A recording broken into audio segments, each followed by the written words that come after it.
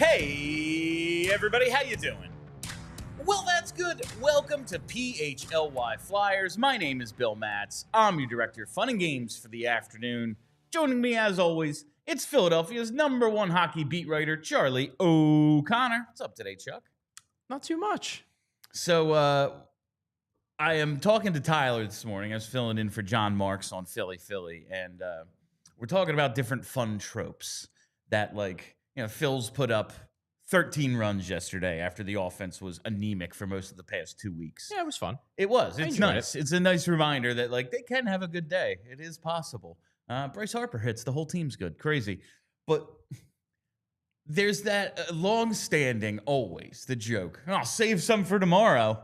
And there actually was a guy on Twitter once who sent me, historic stats. The Phillies actually, the day after scoring, 10-plus runs, average a ton more runs than they do the rest of the time. So it's not and then they'll get shut out tomorrow. It's actually not that. But there's always that on Twitter. It's the dad comment. Yeah, it's such a dad comment. It is the need 6 here. Yep. Yep. It is. What's the Flyers trope with that?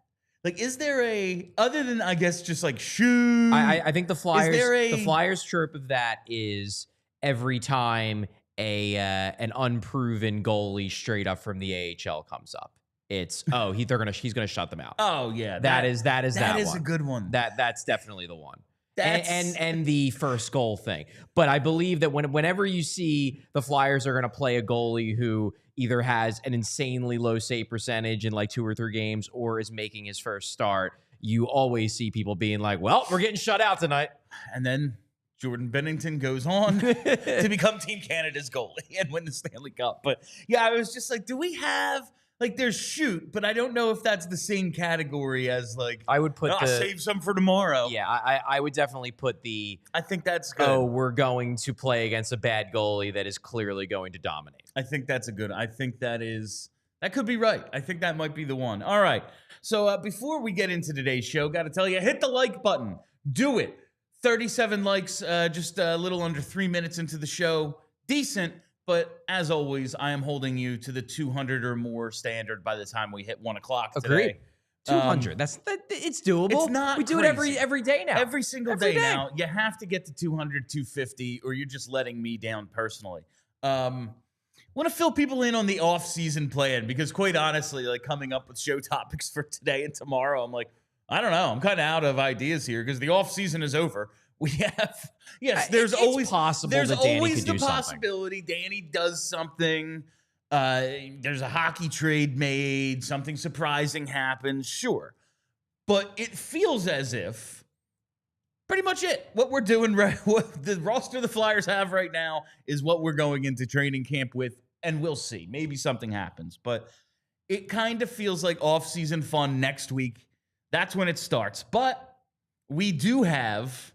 It seems a company-wide content plan for tomorrow. I don't know or for next week. I don't know how much I'm allowed to tell you about it. It's going to be fun. We have a bunch of stuff planned.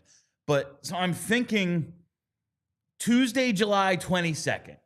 That is our first Tuesday Reviews Day. We're going to be doing F Around Fridays. We're going to be doing Tuesday Reviews Days, Monday Mailbag, all that stuff from last summer. We're bringing it back because it's a lot of fun, and it makes my life way easier to at least have a starting point. To do these mid-July through August shows where, everyone's at the lake house. Ain't nobody doing any work. There's that gentleman's agreement amongst the general managers. My phone's off. I'm on airplane mode most of the day. I'm looking forward to it. I know you are. So what we're gonna do for the first Tuesday Reviews Day, which is Tuesday, July 22nd, as of now, season 1 of Shoresy. It's on Hulu and Disney Plus. These seasons, there's 4 of them. There's 6 episodes, less than half an hour, most of them. It's very doable in a week, I think, to knock these out. I'm going to try to get through all 4, but it's going to be the week after next is when all of the theme stuff starts. And as always, if you have any idea for theme days or mailbag questions for Mailbag Mondays, anything like that, make sure you hit us up on the PHLY Flyers Twitter or Blue Sky accounts. I'll be monitoring them, and I always need your ideas. So that's that. All right, Charlie. I think there's a lot of stuff, to be clear. I know, Bill, you're currently in panic mode of what am I going to talk about for the next month. There's a lot of, like, we can break down individual players. We can break down the coaches. There's a lot of stuff that we can do. So I am not nearly as concerned as you are about content. Like, there is so much that can be discussed about this team. We can always get into the in-depth stuff, and it's not like we totally get away from talking about the team, even on the theme days. Like, we will have, the days where we talk about our expectations for each individual player, what they did last season, what we expect from them this year. It's a Noah Cates day. It's a Matvei Michkov day. I mean, every day is Matvei Michkov day. Every day it's Michkov Monday every single day. Right. But it's not as if you all remember. We'll continue doing our fair share of normal content too. But just so everyone kind of knows what the schedule is that we're on right now, I'm looking at the week after next to start the, And Bill, Friday you know stuff. what we can do? Finally, since I know you have been itching to do it, we can even do a CBA day now that everything is done. Me and Kelly actually did a little bit of it. When you were out the other day. It's not that I don't like to talk about these types of things. It's that, like, when there are trades and signings going on, like, we don't need to set aside 20 minutes to talk about the friggin' collective bargaining agreement. I understand, Charlie. I understand. Kelly we'll have time to do that. We will. And once we get even more details about it, because it seems like things are kind of trickling in. Yes. And like once we get the full opportunity, we will definitely do a deep dive into that. Because hey, we talk a lot about transactions and things of that nature, and you kind of need to know the rules if you're going to have an actual idea. So it's important to understand what the Flyers can and can't do with their cap space, with long-term injured reserve, just the rules, because there are going to be rule changes. There's going to be more games in this new CBA, so there's going to be some big changes, and it's interesting stuff worth talking about. It was just not worth talking about when everything else was going on. I understand, Charlie. I understand your stance on the matter. All right. Now, it does kind of feel like, as I said, Briere, anything is possible, but Briere is wrapping up, if not has already wrapped up, the Flyers business. He's checked the boxes. Yes. He doesn't have to do anything He doesn't have to do anything else. Anything else that he does would be, I wouldn't quite say luxury moves, but they are moves now to change the way the finished roster looks. Yes. Not, we need to make this move or else Rodrigo Aballs will be our third line center. Yeah, like, all right, man, you got some center depth, both for the future in the draft and just in, like, well, maybe Zegras, but also Dvorak. Like, you have that. You address the goaltending position. You have some defensive depth. Your RFAs were either re-signed or not qualified. We'll even talk about Zayd Wisdom a little later. Yeah. He brought back, even though they didn't qualify. Like, all of everything on the to-do list has been checked off. Yes. Danny will not be nagged by anyone for not finishing, his list of chores that were left for him while everyone else was away for the summer. So I think it's appropriate now to start talking about grading what Briere actually did, Charlie. We can adjust the grades if he does something else. You can always adjust the grades. Yeah. These things are not written in stone, and honestly, I don't think he cares what we graded him. So no, I don't think he does either. F, Danny. You get an F until you win me a cup. But just this came up because ESPN the other day, they gave the Flyers a B+. And when I spoke with Jason Martinez, that conversation will be up on our YouTube within a day or so. When I talked with him, he was kind of in line with that grade. And I'm thinking maybe not B+, but I'm right around there. I think they had a good offseason. But for comparison's sake, for the ESPN article, Florida gets an A+. And yeah, they made all the big signings they kept everybody. Yeah, well, that's basically what they kept everybody. Basically, somehow. All of the major guys who were going to hit free agency were coming from them. Yeah. And none of them hit free agency. Found a way to keep everyone. So they get the only A+. Yeah. Anaheim, St. Louis, and Utah get an A. Carolina and Montreal get an A-. Those are the only teams with higher grades than the Flyers. The Islanders and Sharks also got B+. Along with Philly. Is it interesting to me that the Islanders got a B+? I guess because, I don't know. For winning the lottery? Well, I mean, no, in my mind, like, I look at their offseason, I'm like, man, they got Matthew Schaefer. They made a lot of they got Kashawn Aitchison. Like, they got a lot of really good players. I guess I still don't fully understand why they felt so motivated to trade Noah Dobson. I don't really get that. Like, He's a really good defenseman who is a clear-cut first-pair guy who's still in his prime. Why did you have to trade him? But I would have thought that given they win the lottery, they get the first overall pick, they would have been higher than a B+. But maybe it's the Dobson move wherever, people in the game are just kind of like, okay, I guess decent return, but why? I think there was a little bit of like, does he really want to be here? And is he going to hold us hostage for a ton of money to stay? Like that sort of thing. But he deserves it. He does. I think that's my thing. Maybe they were terrified of paying him a big money contract, but why were you terrified? He's really good. Pay big money guys big money. Who knows? It's the Islanders. Maybe Darsh is just like, you know what? It's time for me to put my own stamp on this thing and have my guys. And one day we're still paying Pelech and Pulock. We're going to have to pay Schaefer one day. How much money can you invest in the defense? I don't know. I don't have answers for that. But those are the only teams that got grades higher or the same as the Flyers. I think I can go a solid B because I did like the draft. I love the value and the potential for Zegras. And I like the lack of term that they gave the marginal free agent signings. But there were no sure things. And I don't think any of us were expecting huge moves, but it was like, well, they could try a couple different things. And by all counts, Danny makes a ton of calls. He has a bunch of irons in the fire at all times. He accomplished what he was able to, I suppose. But the lack of a sure thing, like one or two bigger moves, just a little like, a guy who is definitely a first pair defenseman, a guy who's definitely going to stick at center in your top six, something like that. That wasn't done. And it's not anything close to a sure thing. But if they get Shabanov, at least it's another, this could be something. Like it's just another shiny new toy, maybe not a sure thing at all, but interesting. So I'm going to give him a B there, but there is a lot to like about this, and I'm not totally against saying they had a decent offseason.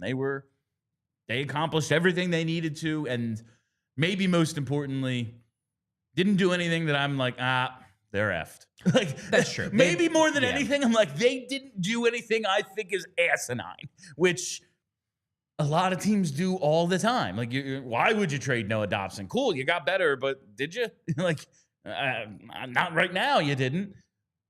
The Flyers didn't do anything massively stupid, and that's half the battle.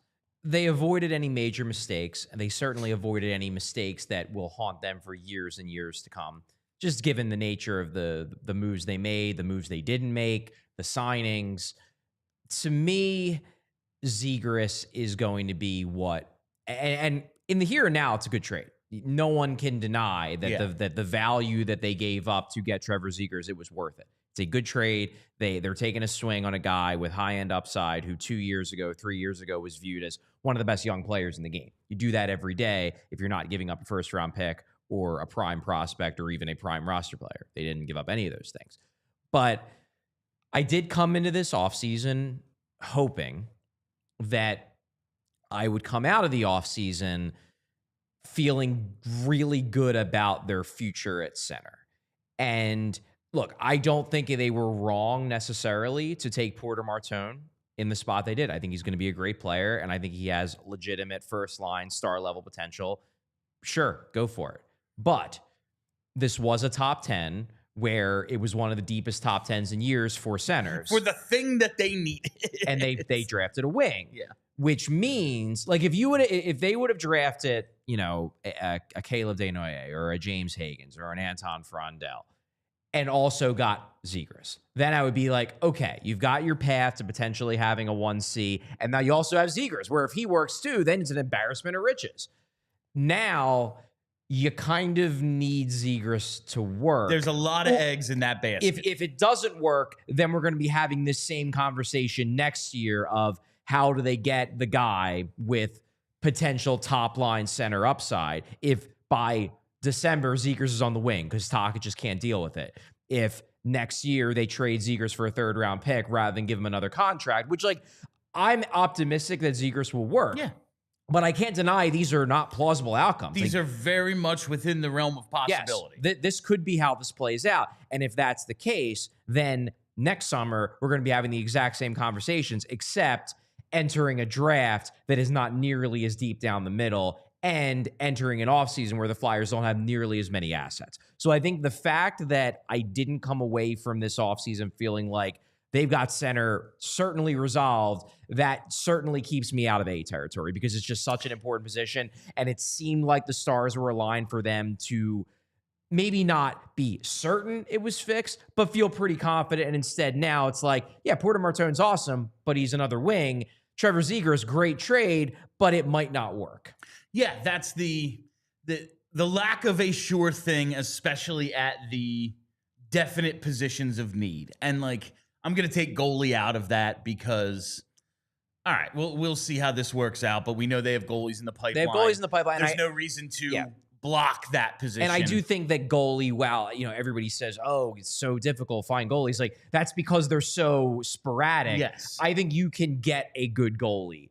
It's gettable in a way that top line center is not. You can find a goalie. You can get lucky with a goal. Yes. Like, there's I don't think you're going to get lucky with a center. Yeah, like Tage Thompson's come around like once every 10 years. Yeah, depending on what path you like. If you have an awesome team and just need a goalie who doesn't kill you in order to reach a conference final, like those are you can just find. Has pads will travel. Yeah. You can figure that out the way Colorado did to win a cup. The way the Kings just we took a cap dump and turned him into he's a Vezina finalist. Like these things are possible.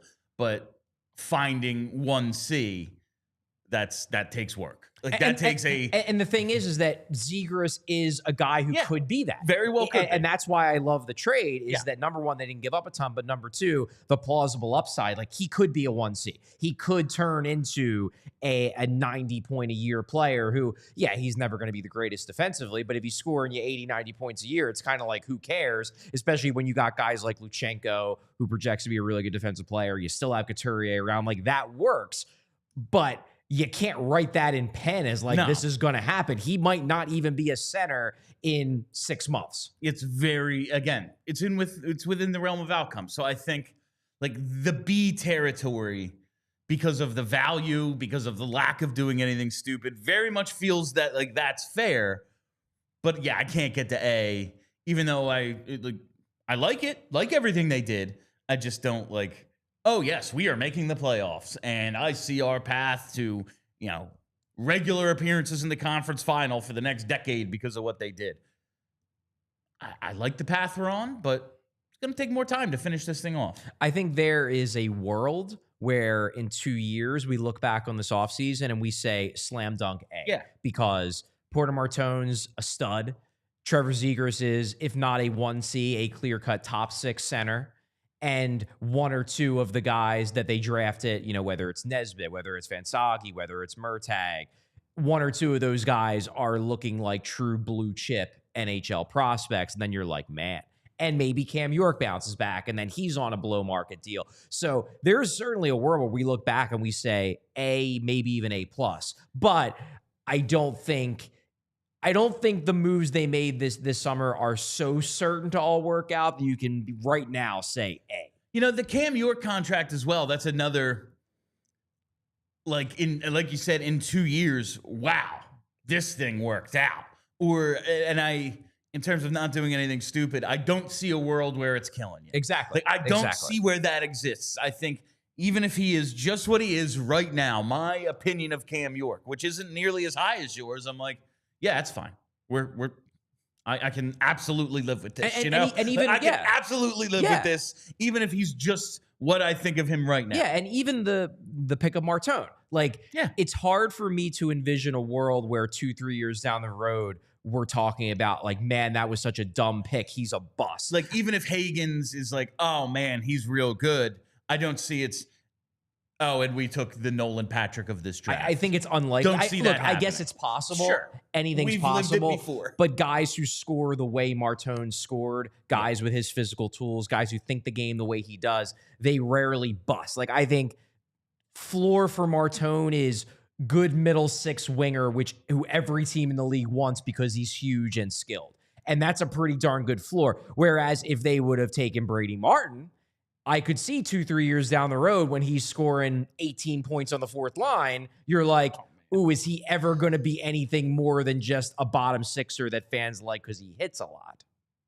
All right. Before we go any further with today's show, let's throw it to our first commercial break. Time to tell you about our friends at Cherry Hill Jeep, because if you're looking for a Jeep or Ram truck, there's only one dealership in South Jersey who has been the market leader since 1967, and that is our friends at Cherry Hill Jeep and cherryhilljeep.com. They've got you covered on the best selection and, more importantly, the best prices. Right now, that's right now, take advantage of the True Zero offer. $0 down as payment, $0 down payment, $0 first month payment, and $0 security deposit now through July 31st. So you have this month. Get to it now. You can slide into a 2025 Jeep Wrangler this month for $289 a month. Every Wrangler delivers strong drivetrains, innovative engineering, and quality components that underpin this icon's legendary heritage. Jeep Wranglers are really cool. Or pull away in the most luxurious and functional SUV, the 2025 Jeep Grand Cherokee Laredo, also included in the True Zero offer. Stop in today to Cherry Hill Jeep. Stop in today. Tell them PHLY sent you and receive an additional $1,000 for your trade-in. That sounds like a hell of a deal. I know why people buy Jeeps and Ram trucks elsewhere. I just don't know why. Drive home in your new Jeep or Ram truck today. Just minutes for all bridges are available online 24/7 at cherryhilljeep.com. Charlie, I walked into my garage yesterday and it was a sauna in there. Yeah, this Philly heat, especially now, it's no joke. This humidity is here. So what I ended up doing, I got like 20 bags of ice. I went into my backyard, filled a baby pool with them. Nice little inflatable I have back there. Did a little cold plunge. Why didn't you just turn on your air conditioner? I'm trying to be energy efficient. I hear the cold plunges are good for you. You seem like a cold plunge kind of guy. And I'm trying to save a little bit of cash as well. Okay, well, instead of filling up a baby pool, and I don't believe you have any children, William, but instead of filling up a baby pool that you don't yet need, you could just check out Pico's energy-saving rebates. They've got deals on Energy Star cooling equipment that actually work and cut your bills. So no more ice? It's the summer. Flyers aren't playing. They've already melted all the ice in the rink. Yeah, that seems like what's up. I'm going to have to check this out. It seems like the way to go, Charlie. Thank you. So just head to pico.com/ways to save. They've got tips for everything. Heating, cooling, lighting, you name it. All right. William, I think you really want to get a Jeep. You really want to buy a Jeep. I got a new car like a year ago, and I love it. But Jeeps are really freaking cool. Like, that's all. I've always liked them. They're like awesome SUVs. All right, Charlie. So we got through the offseason grades, and I think like the main takeaway is high floor. Like the moves that they made, it just doesn't feel like there's a chance that this offseason sets the team back. I agree with that. And seems unlikely. The potential, like you said, like when we go and regrade this in a couple of years, it's, oh yeah, man, this is why we've made the playoffs 3 years in a row and like won a round each time, at least something like that. Like this, it could be the thing that sets them up for the even bigger seasons to come, because they're not going to accomplish everything next summer or at this trade deadline or whatever, but it could be the catalyst for getting to the next level of making moves that make this team really good. Yeah, I think this was an offseason where they took clear steps. It was not, I think it's actually Jason Martinez who calls it this. It was not a Godfather-esque, yes, we settle all family business this summer type of summer. It was not that. But I mean, me and Alex are going to be doing our top 20 prospects list in early September in the lead up to rookie camp. I took a look at kind of what my list might be, and this is a deep prospect pool again. And it should have been, given the amount of picks they had high up, the fact that they got Nikita Grebenkin, who I think will be in our top 15, at least he'll be in my top 15 of the prospect pool come early September. But there was a point over the last like year and a half where you're like, ooh, once they lose michkov, the prospect pool isn't as good. Now I'm looking at it and I'm like, okay, you got one guy at the top with true star potential. Then you got maybe 3 or 4 other guys. So you're like, well, if everything breaks, they can be true top of the lineup guys. And then you got another 10 where maybe less likely to be top of the lineup guys, but you don't start getting to these are just guys prospects until around like 15, 16. And that is very, very exciting for the future. So you did that. You took a swing on Zegras and you signed some good contracts that are not going to hurt you. Now, they didn't necessarily sign any contracts where you're like, oh man, like they didn't sign Tyson Forster a long-term deal that could be a massive savings, but maybe that will be thought of as the right thing to do. Maybe they avoided a Joel Farabee-esque locking yourself into a guy because, hey, I don't know what his injury situation is going to be come September, but there's a world where even if he comes back mostly on time, we're talking this time next year about how can you judge Tyson Forster because his entire offseason was screwed up because of this injury and he had a down year, but, we're not going to really know about him until next year. And then suddenly he's going into the second year of a 2-year deal. Maybe in retrospect, they dodged a bullet by not giving him a big contract. It is definitely on the list of possibilities. That Forster injury. I want answers. I want answers on these injuries because I put together, and Kelly and I did this a little bit yesterday too, Charlie, but like the idea of what this depth chart is right now, and I know you hate the idea of talking line combinations, so ignore those. It's more just for me to keep everything straight in my head. But you look at what we have here in what is probably going to be the lineup on opening night. Now, obviously, there's some injury questions with Forster and Risto, but like, all right, Tippett, Coots, TK, Forster, Zegras, Michkov, Dvorak, Cates, Brink, Bump, Abels, Hathaway. I feel like that's a really good chance those are your 12 forwards. Do you really see? I'm less certain about Abels because I think they're going to start with Dvorak at center. I think they signed him to be a center, and I think he's going to start out as a center. I don't see them. You're really locked into this idea of put the good face-off guy on the wing with a guy who isn't good at face-offs, right? I don't know which one of them actually plays center, but I bet they're together. Okay. That's just kind of. Okay. I just don't know why you'd give a guy $5 million to like be your 4C. Like I just don't think he's going to be used like a 4C. I think he may be on the fourth line, and then at the end of the night, you look at the time on ice charts and he's got 15 minutes. He's going to be look. I can absolutely see a world where Christian Dvorak is the guy who people on Twitter after games look and see and are like, and how did you give Christian Dvorak 16 minutes when Matvei Michkov only got 18? He should be getting 22. That's very much possible. And like maybe Delorier plays more than I'm expecting under a new coach. Yeah, that I'm not sure about. I don't know. I don't know. But maybe though. Just seeing how this all works out, I think that has at least 11 of those 12 I am expecting to be pretty much there. I'm feeling good about Bump making the team. Yes. Obviously, he has to do well in camp. They're not going to hand him a spot. But if he plays the way he did at development camp, I think he's making the team.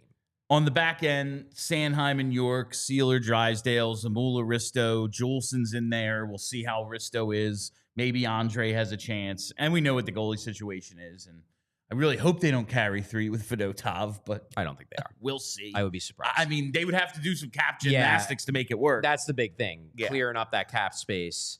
It's important to them by demoting him and getting a little over $1 million in relief. So with all this said, it kind of feels like there are going to be camp battles. There's going to be surprises. There always are. Bobby Brink a few years ago. Zamula, we've seen make pushes in the past, and it's like, well, maybe someone pushes him this year. Things like that happen. So I want to go through some of the guys who have that outside chance to make the team, and see what we actually think of the likelihood is. And I think we both are in agreement. Like right now, I have Bump just on the fourth line in the idea of this depth chart. I don't think he'd be on the fourth line. Me neither. It's just like second line or third line, probably. Especially considering the Forster situation. Yeah. It's like. Yeah, he might be in your top 6. Yeah. Very much. But like I think he has a really good shot. Brent Flair said even without the Forster injury, he has put himself in position to make this team. Because there's room. I mean, but again, like I'm looking at it, your depth chart has Dvorak on the wing in the top 9. My depth chart in my head has Dvorak as the fourth line center. Very much which possible. Theoretically opens up 2 spots in the top 9. Yes. If Forster can't play to start the year. It absolutely does. I think Alex Bump is like they want him to make it the way Torts wanted Forster to make it, where it's Yeah, he's going to have a good camp, but he's almost penciled in. See, he's got to lose his spot. I don't disagree with that. I think Forster was in a different bucket because he played on the NHL team the year before and he impressed the coach. I'm not writing Bump in because I think the Flyers are going to give him a job where I think he has such a leg up. I'm writing him in because I just can't see a world where he doesn't impress in camp. Okay. Like, I think he is going to win a job, and that's why I have it penciled into my head. Not because I think the Flyers are already penciling him in because they just love him so much. I think everyone in the organization and outside the organization, like me, is just expecting Bump to be very impressive in camp and in preseason and make it a no-brainer. If he struggles in camp, I don't think, because Forster, if you remember, he didn't score at all. No. Brink was the guy who scored in preseason. Forster was just like, yeah, he's doing a lot of little things, right? And he's strong enough, and we really like him. I guess he's on the team. If Bump has a Forster-esque camp, I don't think he makes the team. I just don't think he's going to have a Forster-esque camp. I think he's going to have a Brink-esque And that's just looking at, listen, he impressed in the NCAA. He impressed in the AHL. Development camp comes. Your assessment is he's too good for this. There's no reason to believe he won't continue just what he's done. Yeah. Like, the level of play that he has displayed thus far is he should probably be here. Why would that stop? So whatever the reasoning, I think more likely than not, Alex Bump is on this team. I would agree. Now the fun stuff, though. The guys who I'm not expecting, but kind of would love to see. Starting with, of course, Porter Martone. He has to probably dominate to, like, not even just look, oh, yeah, he can handle it. Because physically, we've said, like, he's one of the reasons they probably took him. Physically mature, a bigger guy, also thinks the game well. We know about the distribution, ability to distribute the puck. Like, he's probably able to physically handle it the way we said about Jett Luchanko last year. But if he's not going to be in a spot where he shines, I doubt it. Like, that he actually makes the team. I'm fascinated to see how they're going to play this because as we've talked about intermittently on the show the last couple of weeks, there are really three possible destinations for Porter Martone. He can't play in the AHL, so you can rule that one out. But which is annoying, but because that would be a great spot for him, but that's just the rule. There's the NHL, there's the CHL, go back to his OHL team, and then there's college. The problem with it is if he chooses college, then the other two, particularly the NHL, that's the big one, are out of the question for this season, at least until the very end of the year, if his team doesn't go far in the playoffs. And I don't think they're projected to do so. I think they're weaker this year than last year. It seems like this is going to be a conversation the Flyers have with Martone. And it's tough because I would say that the guy who showed up at development camp, I don't think he makes the team. If he plays the way he did at development camp, in main camp, he doesn't make the team. And if he doesn't make the team, he probably, at the very least, is going back to the OHL for half the season, if not the entire season. Because I guess there's a world where he could play out the first semester and then jump to college in January, February. Yeah, so he could do that. That's true. But then you're dealing with a thing where it's like, well, he's had one of those Jett Luchanko years where he's bounced from team to team. He's probably going to make the Canada team for World Juniors. So then you just have a mess of a season where he's playing in, 4 different leagues up and down. I'm just intrigued as to whether Martone's going to be like, look, I know I didn't kill it in development camp, but I was tired.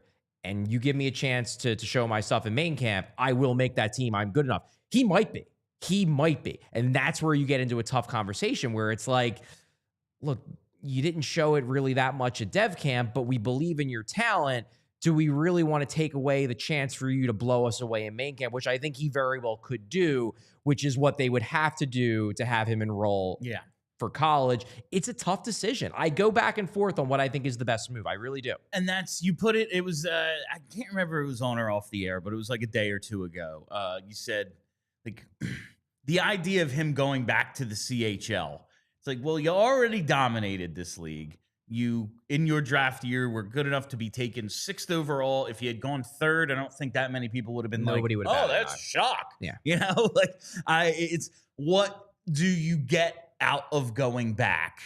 Will that actually aid in your development? And I don't think it's going to hurt him. No, it's not going to hurt. I just think that he would be better served facing off against better competition. Like, if the thing is, okay, like, you're going to have to adapt your style to playing against men, well, the best way to do that is up against grown-ass men. And you see more of them in the NCAA, a league with like 26-year-olds in it, than you do a league that stops at 20. That's just the way it works. But then it complicates your path to the NHL and can you make the team, all that stuff. It is fascinating. You're right. It's going to be one of the big storylines of camp. Like, what exactly is going on with Porter Martone? I think it's going to be one of the big storylines of the summer. The months leading up to, for the next month, because I believe you pretty much have to have your decision made by the beginning of August if you want to enroll for that first semester. Yeah. So be at your college team. Like, the Penn State people are going crazy now. They've got Gavin McKenna. It's like, well, we got one. Let's get another. Let's get Porter Martone. They're pushing. And I'm sure Michigan State, they just lost Ike Howard. He wants to go by Ike, not Isaac. Yes. So they just lost Ike Howard. They missed out on Gavin McKenna, so one would assume they have a lot of NIL money they can toss at Porter Martone.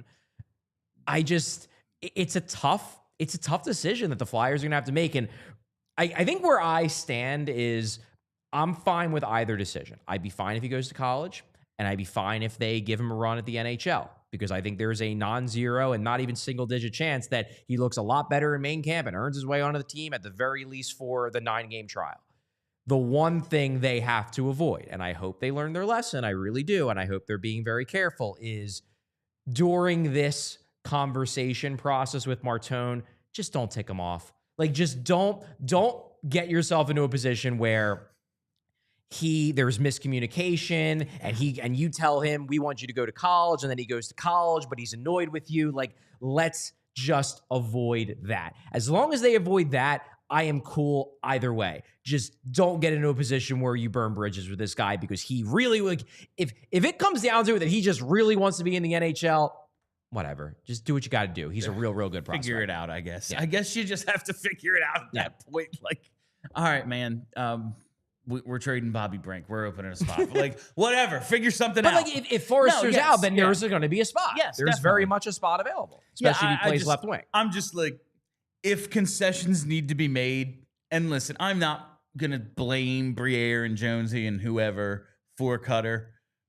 But if something like that were to happen then you blame them. Now, retroactively, it's everything's your fault. It's clearly your fault. Now everything is obviously your fault, but there are zero indications of that right now. He was a Flyers fan growing up. One would think that he is not going to be so turned off as to pull a Cutter, but I understand why people are worried about it, because we just saw it happen, and now you have a guy who, from the minute he was drafted, is like, I want to be in the NHL. You do worry a little bit if the Flyers go to him and they're like, yeah, we think you'd be better served in college.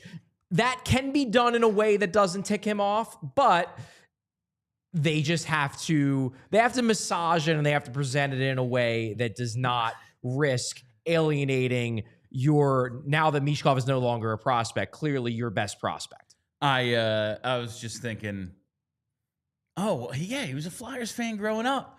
Go send John LeClair to charm him. And then I was like, wait.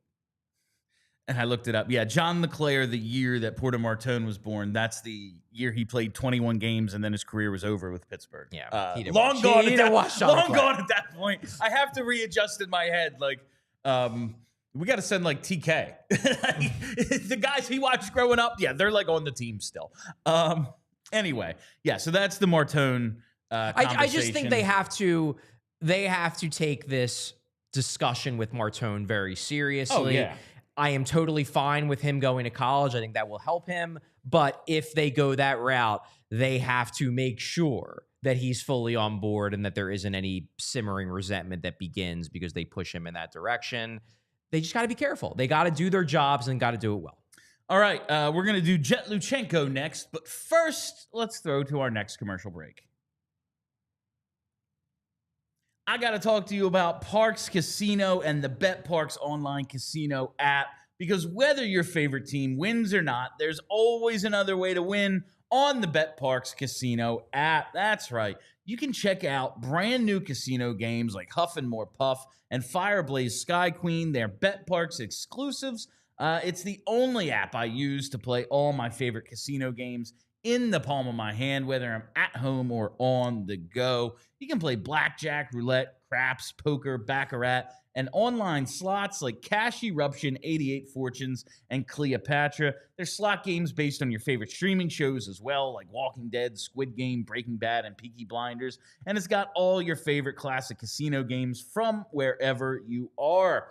And new users, you got to listen up. You're thinking, I would maybe like to have a little online casino action. Well, now is the time to sign up for Parks because new users get up to $1,000 casino bonus back if you're down in the first 24 hours. All you have to do, it's simple. Go to betparks.com and download the app right now and enjoy all the action and excitement from the casino at your fingertips. You must be 21 or over and in Pennsylvania, New Jersey, Maryland, or Michigan for BetParks. You love to play. You play to win. You bet. BetParks. Gambling problem? Call 1-800-GAMBLER. While we're here, you know what time it is. 1-800-588-2300 Empire. Empire Today is the place for new flooring. It's for one simple reason.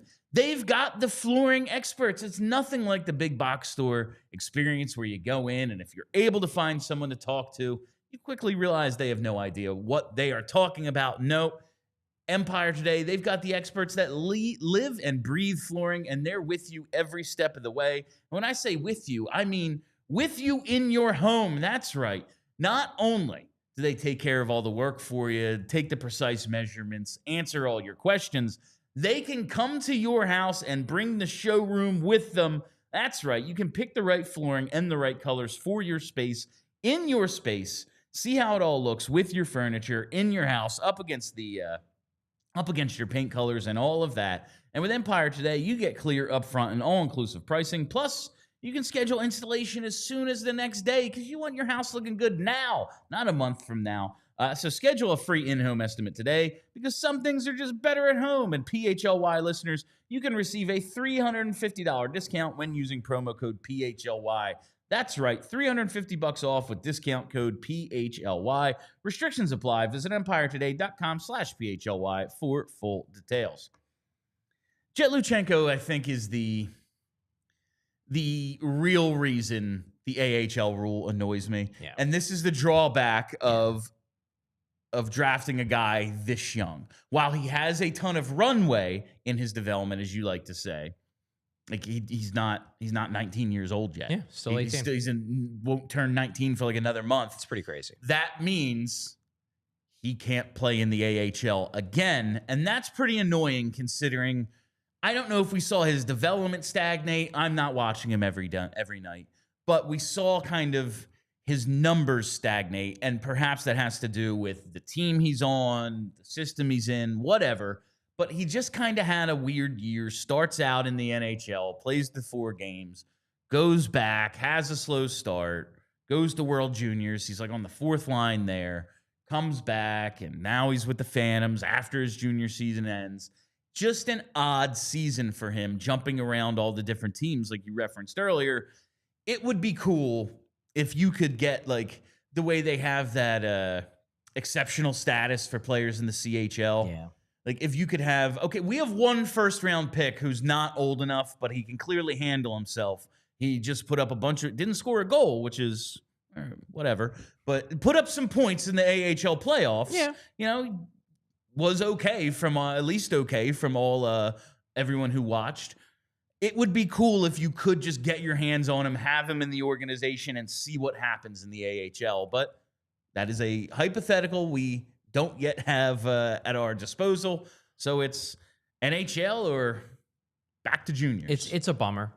I get the sense that people, and maybe this is in part driven by the fact that he wasn't on the ice at development camp, so there wasn't a lot of chatter around him just because he didn't get the articles written. We talked to Jett. It's not like he wasn't there. We talked to him, and he said all the right things. But I get the sense that people are underrating the possibility of him making this team. Maybe because he's no longer the shiny new toy. Now Porter Martone is, and Alex Bump looks real good. You're not hearing a lot of talk about Jett Luchanko making this team. I think he has a good chance of making this team. I really do. I think the Flyers, in their heads, since they sent him back to juniors at the end of his not quite 10-game audition, but he got games, they have been thinking in their heads, yeah, he's going to be on this team this year. Now, they created some insurance by signing Dvorak that he doesn't have to make the team. But I don't think that boxed him out. I think there's a good chance Luchanko is on this team. I really do. You do? Okay. Yeah, I do. You think he has a better chance than Porter Martone? Honestly, yeah, just because there's a better than 20% chance that Martone isn't even at camp. Okay, that makes sense. If Martone is at camp, then maybe I would give Martone around the same level. But there's a world where in a week and a half, we find out that Porter Martone committed to Penn State. And then there's 0 chance. Yeah, and then that's that. Yeah. Do you think, I guess this is the real, we may have talked about this a couple of weeks ago. Do you think they're in a situation where they go, yeah, he's good enough to be in the NHL, but where does he fit on our team? If he's the 4C, does that help his development? You know, the Flyers did it with Sean Couturier in 2011, but that was a team that thought it could win the Stanley Cup. So development took a back seat to, this guy's good enough right now to play in the role we want him in. Let's do it. Do you think they'd use Jett Luchanko similarly if it's like, yeah, man, Zegras sticks at center. Then we have Coots, we have Dvorak and Cates who can both play center. Where does Jett Luchanko fit? Do you think? I just think they're going to figure it out. Okay. Because the way I look at it is, if Jett Luchanko does everything he did at last year's camp, which is look physically ready, make all the smart plays, make his line mates better, but then also actually score some points, score some goals, finishes the preseason with 4 or 5 points, I don't see how they don't put him on the roster. Given how high we know they are on him, I think they will figure it out. And whether that involves them moving Cates over to wing, whether that involves, Dvorak being at wing as the wing for Zegras to take faceoffs. Like, I think if he earns his way onto the roster by playing well in camp and in preseason games, I don't think they're going to be that concerned. Okay. Because I think they're going to look at it as, we'll find time for you. You're going to play on the penalty kill. You're going to get power play time, probably on power play too. You're going to finish with similar time on ice numbers to Ryan Poehling. I made this point before. I don't think they're going to look at it as, well, you're making the team to be a 4C. I think they're going to look at it as, you're making the team and we'll get you the minutes that you need. We'll figure a way. I really do. Yeah. I think that's the way they're looking at it. And like you said, okay, let's say Dvorak's the 4C, but then at the end of the game, 3 out of 4 nights, it's like, yeah, he played 16 and a half minutes. Yeah. Then you're not the 4C. Exactly. You are something else, but your regular line is with Garnett Hathaway because that's the way the depth chart works. If 2 out of 3 of Bump, Martone, Luchanko make this team, my excitement level for this season is so much higher. And I'm pretty excited to see just the additions they've made in Zegras and michkov taking the next step, stuff like that. But if two of these first 3 guys make it, that is a new fun team. Yeah. All right. Someone who was at one point the shiny new toy, and now it's we'll see. Emil Andrae. The wristo injury probably plays a factor here. It helps him, but maybe not as much as you would think, because they're totally different. They're totally different players. Play different sides, play a different role. One guy's 6'5" and huge and hits. One guy is 5'9". Yeah, one guy might be 5'9". Yeah, needs to learn to freaking get out of the way when. What's the Major League 2 line? You got to get off the tracks when the train's coming through. Yeah. That's Emil Andrae right now. Does he factor in, opening night, do you see him as one of your starting 6? I think he has to have a really good camp, because I think the way they're looking at it with Andrae is he didn't do as well. I think they were less, from what I have gathered, I think they were less concerned about him not blowing everything away after the second call-up. Yeah. But I think they were more concerned about the fact that he didn't dominate in the playoffs in the AHL. I think they were expecting him to go back down there and just be awesome. And instead, he was fine. And I think they're like, what happened there? Did you not have the motivation? You're not an NHL player yet. Yeah. You can't just tread water. You have to, destroy down there to convince us that you're an NHL player. We have a bunch of small defensemen already. You need to make it so we you need to be so good that we go against our instincts about how small we want this defense to be because you're just that good. No, they just have more invested in Drysdale. Yeah. They have now paid Cam York. I know he's not small, but he's not big. And they have said in the past, like, do we want a defense core that's made up 50% of Cam York, Emil Andrae, and Jamie Drysdale? The answer is no. No, we really that is don't. the answer. Yeah. So we have to, like, you're going to have to, like you said, make us reassess. Yeah. And I don't know if he's done that. And the thing about the motivation is, maybe he just had a tiring year. He's dealt with a couple injuries, but like it was Ian LaPerriere's assessment. But a year ago, he goes, by the time the Calder Cup playoffs came around, he is by far our best defenseman. And I just don't remember hearing that as much about Emil Andrae after he was sent back. I didn't get the sense from what I've heard that he was terribly impressive, at least to their eyes, when he got sent back. I think he can be on the opening night roster if he has a really good camp, but nothing's going to be given to him. This is not a case where he comes into camp and it's like, yeah, there's an open spot because of Risto's injury and Andre's the favorite. He's in the mix, and if he plays real well, which he could, because I think he's a good prospect, he could get that spot, and he could make them disregard the fact that they're like, oh, we're going to be a little small without Risto and Andre replacing him. He could do it, but it's not going to be given to him. All right. He's going to have to earn it. Nikita Grebenkin, do you think maybe he's the one that could benefit the most from Forcer's injury if he misses significant time? I mean, a lot of it depends on Martone. If Martone makes the team, then Grebenkin gets pushed out until injuries happen, further injuries. I don't get the sense, like, he's exciting and they like him. He's fun.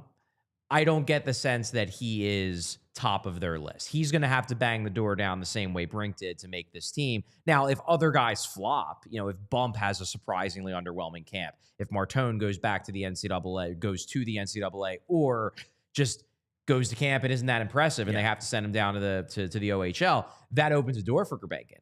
But I do think he is very clearly in that next tier down where he's more a guy they're looking at as, he's going to get games this year, but not a guy who they see as, he's on the roster unless things break against him. All right. This next, how many super chats do we have? 10. Okay. So this next group of guys, Bonk, Barkey, Grans, McDonald, outside chances. I think it would be a surprise if anyone made the team. Who do you think has the best chance of those four? Good question. I don't think Barkey has a chance. No. I don't think Barkey has a chance. Grans, I think, could, because he's righty shot. He brings the size for Risto. He will be battling with like a Juleson, and Gilbert to be that guy if Risto, as it seems like people are assuming, isn't going to be ready for the start of the year.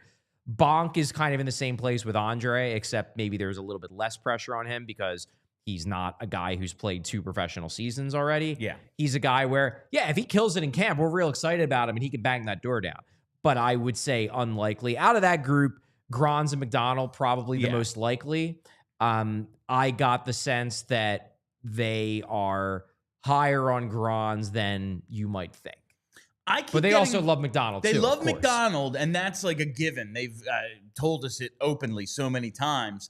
It does feel like they think there's more there with Grans than probably the general consensus amongst the fan base. Yes. And he did look good in the NHL. When he played NHL games last year for the Flyers, he looked pretty solid. Yeah. So it would not be unreasonable for them to be like, he's on the team. Now, I don't think they're going to put him on the team just to sit as a 7th defenseman. No, yeah. Like, he has to beat out Juleson. What's the point? Yeah, he has to beat out those guys they signed for depth to get that spot, but I think he could. They like him. And then with Hunter McDonald, unlike Andre, I got the sense they did like what Hunter McDonald did at the end of the year. They felt like he trended upwards and got better as the season went on. So he maybe comes into camp with a bit more momentum than Emil Andrae. So he's in the mix. Out of those 4, I would say Barkey is almost certainly a no. And I like Barkey. I think he's going to be an NHL player. Number one, they're going to say, well, you need to get bigger, you need to get stronger, but also the pace. They think he needs to learn how to play faster with the puck. He was basically playing on an all-star team in the OHL.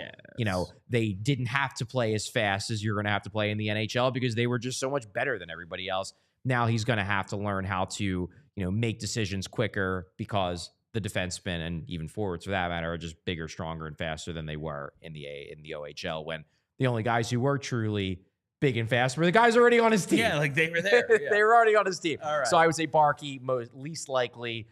Grans, McDonald probably most likely. But Bonk could happen. I'm holding out hope for Bonk, but I think if it's anyone from that group of four, it's Grans. All right, let's hit these super chats. Yeah, we got a bunch of them, so let's get to it. From Gary Peterson, who does Charlie think is going to be the next assistant captain? People love the captain question. This is actually a question though, because there's an A that needs to be filled because Scott Lawton is gone, and they never actually gave out the A that he vacated after the trade. I would guess Sanheim, but maybe Cates. I think those are your two possibilities. Sanheim being most likely because he's the vet, but Cates also a possibility because he is emerging as a leader. And if they want to make the statement that Cates is the new generation of leader, maybe him. I think it's a no-brainer to give it to Sanheim because he is a leader already and he's one of the vets on the team. I think my guess would be Sanheim. Also, I don't know if this matters, but the other two letters being on forwards. I don't know. Spread it around a little. Give it to a defenseman. All right. This one here from JH. Yet another season with no offer sheet by Danny Briere. What is he even doing? Yeah, I saw people chattering today about, they said he was going to do an offer sheet. He didn't do an offer sheet. Like, I don't think nobody's done an offer sheet yet this year, right? No, there have been reports of threats. All those rumors and not a single offer apparently, sheet. The closest we've gotten is the Keandre Miller thing, which it seems like he was going to sign his offer sheet, and then the Rangers just like, okay, we'll trade him to you. Apparently, the Bouchard told the Oilers the Carolina had reached out. And that's always the thing is we don't know.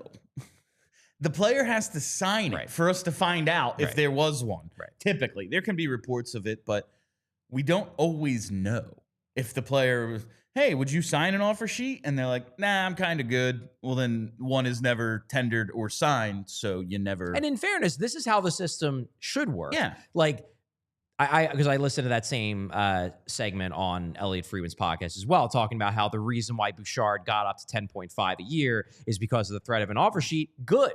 That is how it should work. That's your leverage. It's the only leverage you have. Yeah, as an RFA, like I think that the reason why RFA contracts are so much lower than they should be based on talent is because teams weren't using the offer sheet threat enough. Now, if they are, maybe it means that the guys between the ages of 23 and 26 get paid more like their fair value, which I think is a good thing for the league. It's not a good thing maybe for the owners. But I've always felt like, I know the owners want the system, GMs want the system the way it is so you control your players for as long as possible. But if there is just like some sort of mechanism in place for players to actually get paid their value through their prime so that every free agent contract isn't ultimately an albatross, even the best free agent contract, like the Mikko Rantanen contract at the end, it's like, yeah, this thing sucks. Like, you know, like you're going to regret the end of the Mitch Marner contract. You just are. Like, if there was some sort of mechanism to make it make more sense, and this is like throughout sports, like, you know, Bryce Harper, a guy who played at 18, like he hits the market a little younger, but it's still, we gave him this long-term contract. He's going to be 44 when it ends. You think he's going to be Bryce Harper at that point? Probably not. You know, like maybe have a mechanism in place so you're paying them for their actual performance and not what they did back then. And you're just crossing your fingers. It doesn't all go to hell like early on in the contract, because you know it will. It's just like when. That's just a pet peeve of mine. But anyway, from Vince Pellegrini, and this is something he told us he was going to ask, so we held off on the Zayd Wisdom convo. Question: Should we do overtime? Oh yeah, let's hit that overtime marker now. Head to allphly.com if you're part of the TV audience and want to finish up with the show. Heyo. All right, from Vince Pellegrini, question about Zayd Wisdom.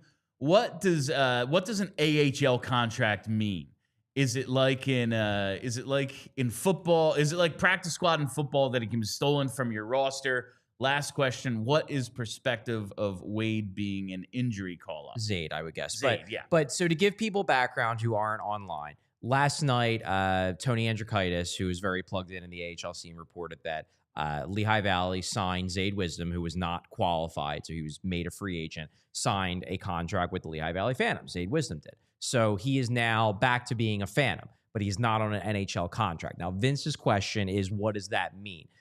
Well, what it means is that he's not on an NHL contract. He does not count against the 50 contract limit for the Flyers. He is only tied to Lehigh Valley. Now, Vince's question is, Does that mean that he can be stolen from the roster? Yes, it does. It does mean that if another team wanted to offer Zayde Wisdom an NHL contract, they could do that. He is functionally an NHL free agent. He is just with an AHL team. That said, the Flyers could also give him an NHL contract at any time, and they're obviously watching him. And it's reasonable to say that, like, he had an opportunity over the last week and a half for every team in the league to offer him an NHL contract, and nobody did. Yeah. So it doesn't seem like there is a market at the moment for Zayde Wisdom getting an NHL deal. You don't usually see guys get poached. It happens once in a while. It doesn't happen often. Usually what happens is kind of like what happened with Hayden Hodgson, where the Flyers had him on an AHL-only deal. They liked him. They gave him the NHL contract. Yeah. Same thing happened this past year with Jacob Gaucher. I was just going to say, that's what happened with Gaucher, yes. right? Yeah. You rarely see other teams take guys on another AHL. It can happen. It's allowed. It doesn't happen often. Now, the final question from Vince, what is the perspective of Zayde being an injury call-up? It could happen, but the Flyers would have to sign him to an NHL contract before putting him in NHL games. Him being on an AHL contract does not allow for the Flyers to be like, well, we have 3 guys hurt, let's call up Wisdom. They would have to sign him to an NHL deal in order to call him up, which they could do. They already had him on an NHL deal. They could just sign him to another one if he has a real good year. This gives them the opportunity to keep an eye on Wisdom because he did have his best full AHL season last year. Finish the season strong. We know he's a good guy. We know he works hard. If he builds off this season, maybe the Flyers do throw him a contract, but this allows them to keep him kind of under their watch, under their coaches, and see if last year was a fluke or the start of it coming together for him. So the way this works, because the Phantoms, I think it was when they moved originally when they moved to Glen Falls, the Adirondack Phantoms, they were no longer like owned by the Flyers. It became the Brooks Group. They're not owned by the Flyers. Yes. The Phantoms are not owned by the Flyers. The Phantoms are not owned by so Wisdom is technically an employee of the Brooks Group. Correct. Which means this doesn't come out of Comcast budget either. Correct. He gets actually paid by the Phantoms, not, he's a Flyer, but he's playing for the affiliate. Like, this is actually, he's on the Phantoms. I think they care less about the money and more about the contract. It's the contract thing. Because I believe they're at 47 right now, which probably played into why they didn't qualify Zayde Wisdom and LA Desnoyers. It's like, well, do we really, we're pretty close to the contract limit already. We just drafted a bunch of guys that are going to need contracts at some point. Do we really want to tie up another, year or two in when we have guys who we might want to sign? I just find that part interesting because, like, there's a lot of AHL teams that aren't actually owned by their affiliate. Right. I just think that's interesting. Yeah. All right. From JH, he says, by the way, 356 days for Connor McDavid. Yeah. Keep dreaming. Love JH. it. From Joe Rockhead, Flyers fan since 73. I've coached high school and junior B. You have very knowledgeable fans. I'd like to see a show with Mellerman or Ed, Steve, Miles, Linden, who know more than I do. Maybe a fan show week. I don't think that's likely. You might just have to hang out in the comment section to get their input. I don't know how I would go about arranging that. If you guys in the chat want to put together a Zoom call and record it and send it to us, that sounds like a great thing for Brendan to spend time editing. It's an intriguing idea. Let me put it this way: as much as I love our commenters, and I do, we would have to do a lot more thorough vetting to put the All City PHLY name behind a bunch of people that we don't actually know, rather than just be like, yeah, here's a show, and you might be talking about how you're a Nazi. Yeah, that's maybe. Jesus Christ. Anyway, if you want to film your own show, I'll put it up, but I don't feel like arranging all that. Yeah. All right. I did not. That was hilarious. All right. Jesus. All right. From Bean, Natchez to Philly, Tippett plus what gets it done. A lot more than Tippett. Yeah.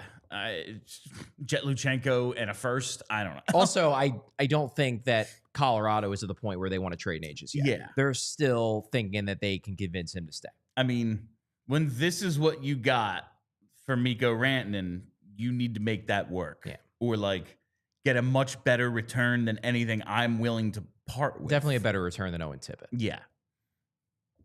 Yeah. Listen, if they want Tippett in York for Natchez, like, sure, but I doubt that's what they want. That's just my thoughts. And the thing with Natchez too, and I like Natchez as a player. This came up in our Discord about a week ago. Natchez's big thing seems to be he thinks he's a center. And there were people in a Discord that were like, well, yeah, just make him a center. Why not? And I'm like, look, I'm not saying that I'm opposed to it in concept. However, this is not the Anaheim Ducks. What if he's not? This is Carolina and Colorado. Rod Brindamore and Jared Bednar, two of the best coaches by all accounts in hockey, are both looking at this guy and being like, yeah, dude, you're a wing. I think he might be a wing. Might be. Just maybe. Maybe he should play for this the Red isn't Greg Wings. Cronin. Yeah, that's the thing. It's like, yeah, Cronin, who knows? Yeah. Like, he might just be an idiot. Yeah. But I'm pretty sure that Brindamore and Bednar aren't. Right. Like, I'm fairly certain of that. So, yeah, who knows? But I can't imagine they're in a rush to trade him, especially for any of the pieces the Flyers might be willing to move for him. They're a win-now team. Keep an eye on him. Yeah, sure. He's a good player. Yeah. Can't hurt to pick up the phone. Exactly. But, like, I would be surprised. I'd be surprised too. All right. From Corey. Danny, we need you to get Jason Robertson in a Flyers sweater, please. People are bored, huh? It's time, man. Now it's like, get me all the players. All these guys, there were rumors about them, and now there aren't. Bring them here. Fine, man. Yeah, get me Jason Robertson all day. I'm pro that. It does seem like the ship has kind of sailed on that from a Dallas perspective. It seems like their focus now is what it's going to take to sign him, not let's trade him. Yeah. I think that sailed the minute they traded Mason Marshman. It was like, that's how we're clearing Okay, we figured it out. Yeah. All right. From, what's this say? Radulov, the Post. Think Danny might want an ugly 39-year-old power forward with a bad attitude for a playoff run after the KHL season ends next year, asking for a friend. So do we have Alexander Radulov in our comment section? I guess maybe. Yeah. Okay. Alex, keep on keeping on in Russia. Just do it, man. Just hit that gas and see what happens. All right, another one here. It says, oh, no, this is from Dangles. When you watched Alex Bump in development camp, how did he compare to other players in the current lineup when they were in development camp? It's a good question. That's a good question. It's a good question. I would say that he compared favorably. That said, guys that I made the point that at some development camps, you have one guy who's head and shoulders better than everyone else. At this camp, it was Alex Bump. I went back through my past articles, and there were years where there was not somebody who really stood out dramatically. But guys who did in the past, who hit that threshold, Ivan Provorov, Travis Konechny, Oscar Lindblom, Morgan Frost, all NHL caliber players. Damn it. You had to throw Frost in there at the end. He's an NHL player, Bill. I know.